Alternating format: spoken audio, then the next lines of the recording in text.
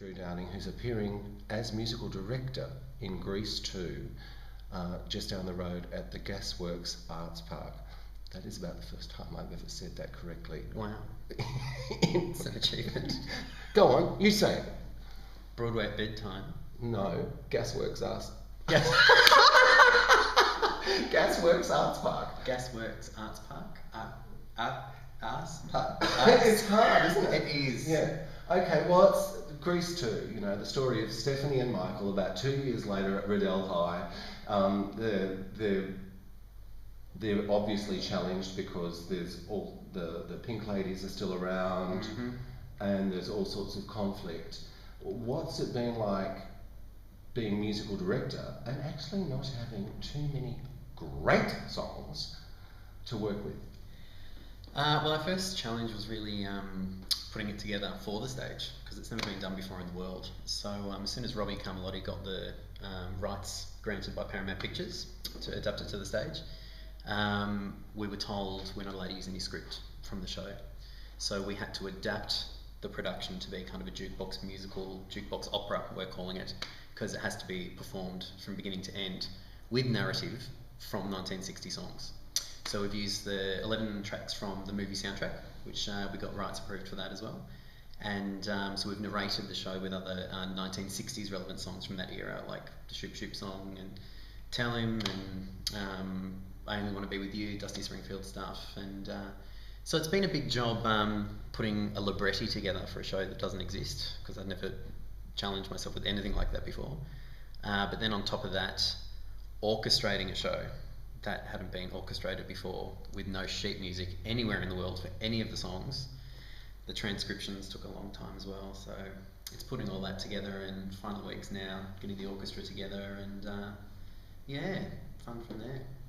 But in Melbourne, Australia, Drew, we don't think of you as a musical director, we think of you as a performer. Well, really, music was how I started. I started playing in orchestra pits for musical productions, and I was getting angry with amateur theatre groups and looking up on stage and going, oh, I could do that heaps better than that person. So I jumped out of the orchestra pit, and I just loved being in the ensemble for shows. I just loved being involved, performing on stage, and I was happy doing ensemble. And then a couple of directors gave me opportunities to do some roles, and from there I just loved being a character actor in productions. You know, coming on with the one big number like Jack in Into the Woods, and those sort of roles I've really, really enjoyed doing. But as I'm a music teacher and I've got a degree in music, I've wanted a bigger challenge to be able to put my skills that I've acquired now to a better use than just keeping them for classroom and adapting them for lesson plans. So in this sort of, if I may use the word, bastardised version of Grease 2, you, with these insertions of foreign objects from other sources, does the narrative of something like what we expect of the story of Grease 2 still happen? I mean, like for instance, does the moment when Lorna Luft's character accidentally kisses Michael, not realising that Stephanie's got her eyes on him, does that still happen without a script? Yeah, it does, and that's been the hardest thing. We had to look at the, Robbie and I sat down middle of last year, and we went, what are the important and the pivotal moments for the development of the plot throughout the show? So we had to find relevant material, and we downloaded the, for all of the 1960s, the top 100 hits from each year, from 61 through to 69, and found songs that would give us a narrative that was reflective of that moment. So we found things like, for example, another scene, which is Miss Mason and Mr. Stewart, who are always, oh, we want them to get together, we don't. We have the Pink Ladies singing Tell Him to Miss Mason, in hope that the Pink Ladies are going to convince Miss Mason to approach Mr. Stewart. So little moments like that, what you were just mentioning about Paulette, Lorna Luft's character, approaching Michael and kissing him by mistake. We've kind of kept the jealousy stuff, but we've done that more as a just visual cues. We can take that, which once again has been a hard challenge for Robbie because he's not allowed to use any spoken word. So blocking things to make sure it's clear for the audience, the symbol of the moment that's important for the show, has been quite a challenge, and he's pulled it off. He's done a really good job. So if you were the original creators of Grease too, you know, and you know, Alan Carr was one of the producers, you know, one of the finest show business producers of absolutely. all time. Would you have said that it was worthy of a sequel? I know, yes. bitch of a question. It's a bitch of a question, but I have thought this with both Grease movies, the original Grease and the second Grease, they missed the point of what Grease was. And it's amazing that the original Grease movie was the hit that it was, because the stage production is a huge parody. And the film adaptation of Grease, Grease 1, isn't a parody. And it's taken very serious, and the issues are dealt with in a very serious way, such as Rizzo's pregnancy. And but it was amazing. You know, I think that 1970s really called for a big musical movie like Grease. But when the sequel came out, I feel like it was supposed to be a parody again, with the songs like Reproduction and Turn Back the Hands of Time. They're supposed to be big parody songs, like they're written in a really funny way. But in the movie, I think everyone got caught up with the pop culture factor of it. So they're pop songs like Cool Rider. They got caught up much more in the style of the era, so the 80s pop songs, rather than the musical genre. Like in Grease 1, the consistency in the songs is fantastic. They kept all the songs from the original Broadway production, and it flows really nicely. And added a few, but it flows very, very nicely.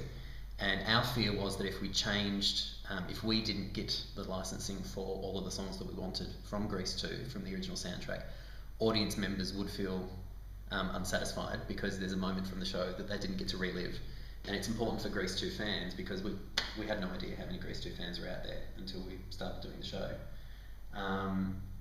They've got expectations of the production, and they've got favourite lines from the movie. Well, unfortunately, because we can't have the dialogue, we've had to make sure that the musical numbers feature identifiable moments from the show, like Michelle Pfeiffer doing a dance on the ladder, which just became a trademark for that number. We've had to keep that. But having said that, we've had to adapt it for a live environment. There's no point us just putting the music straight on stage as based in the soundtrack. We have to give it a much more live feel.